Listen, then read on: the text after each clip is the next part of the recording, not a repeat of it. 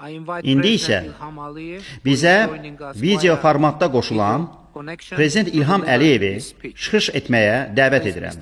Buyurun, cənab prezident. Sağ olun, sabahınız xeyir və Bakıdan salamlar. İlk öncə mən Avropa Siyasi Birliyin zirvə görüşündə çıxış etmək üçün verdiyi dəvətə görə Prezident Kostaya təşəkkürümü bildirmək istəyirəm. Prezident Kostanın Azərbaycana 2 aydan az vaxt əvvəl etdiyi səfəri zamanı biz zirvə görüşündə iştirakımı müzakirə etdik və razılaşdıq ki, mən video formatda iclasa qoşulacağım. Mən auditoriyanı həmçinin məlumatlandırmaq istərdim ki, bir il öncə Tiranaya səfərim zamanı Prezident Kosta və Prezident von der Leyen zirvə görüşün 2026-cı ilin mayında Ermənistanda təşkil olunması ideyasına rəyimi soruşdular. Mən dəstəklədim. Öz növbəmdə mən tarazlı yanaşmanın saxlanılması üçün növbəti zirvə görüşlərdən birinin Azərbaycanda keçirilməsi təklifi ilə çıxış etdim. Təklif qəbul olundu. Beləliklə mən Avropa Siyasi Birliyin üzvlərini 2028-ci ilin mayında Azərbaycanda keçiriləcək zirvə görüşünə dəvət edirəm. Yeri gəlmişkən, Ermənistan həmçinin namizədliyimizi dəstəklədi.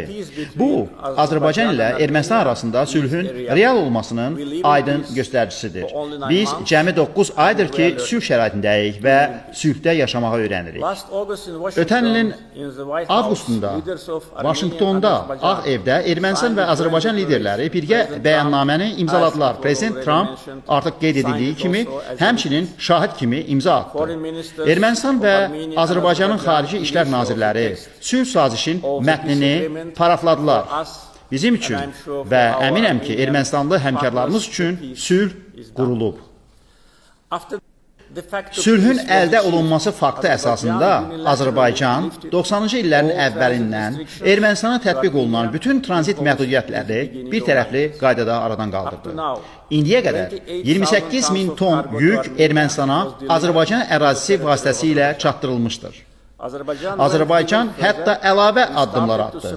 Biz ilk dəfə olaraq öz neft məhsullarımızı, benzin və dizeli Ermənistana təchiz etməyə başladıq. Beləliklə, ticarət münasibətləri başladı.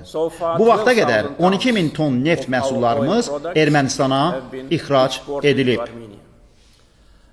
Sülh sahəsində digər nailiyyət bağlantılardır. Trump'ın beynəlxalq sülh və rifah naminə marşrutu Azərbaycanı öz eksklavı Naxçıvanla birləşdirəcək və bununla yanaşı o, orta dəhlizin bir hissəsinə çevriləcək. Həm Ermənistan, həm Azərbaycan sülhün əyani nəticələrini artıq görürlər. Bu fürsətdən istifadə edərək mən Ermənistan-Azərbaycan sülh prosesində tutduğu mövqeyə görə Avropa Komissiyasına təşəkkürümü bildirmək istəyirəm. Lakin əfsuslar olsun ki, heç də bütün Avropa təsisatları eyni yanaşmanı sərgiləmir. Onlardan biri Avropa Parlamenti, digəri isə Avropa Şurasının Parlament Assambleyasıdır. Azərbaycan 2001-ci ilin yanvarından Avropa Şurasının üzvüdür.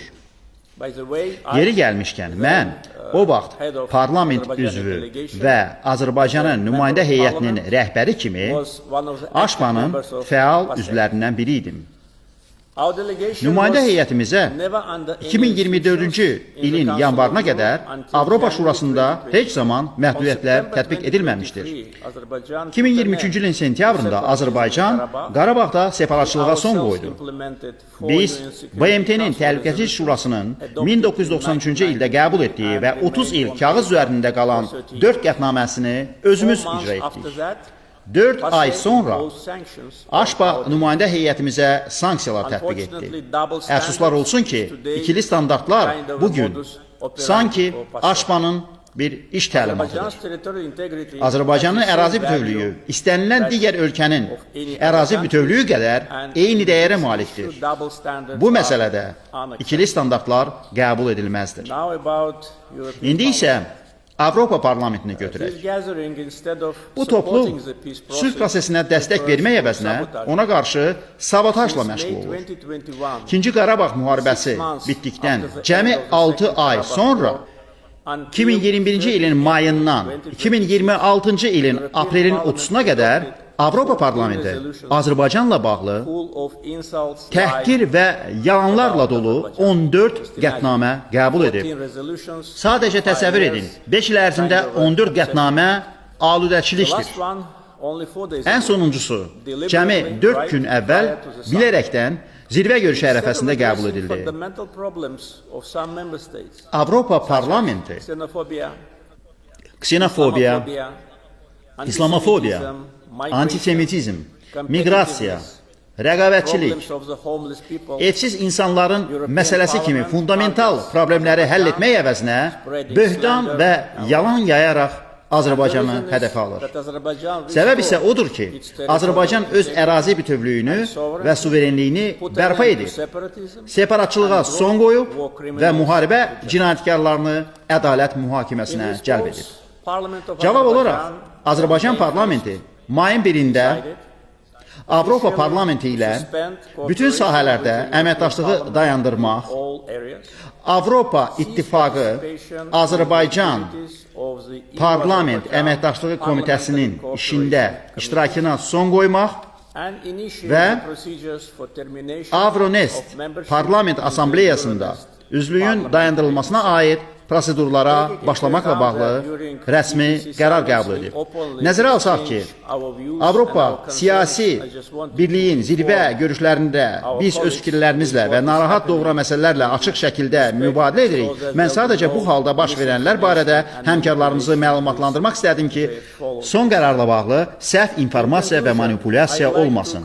Yekun olaraq mən Baş nazir Paşinyanı Avropa siyasi birliyin zirvə görüşünün Ermənistanda keçirilməsi ilə bağlı təbrik etmək istəyirəm və bildirirəm ki, prosesə mane olmaq istəyən tərəflərin bütün səylərinə baxmayaraq Azərbaycan sülh gündəliyinə sadiqdir və Ermənistanlı həmkarımın şərhləri bunu aydın şəkildə göstərir. Mən zirvə görüşünə uğurlar arzu edirəm. Sağ olun. Sağ olun, cənab prezident.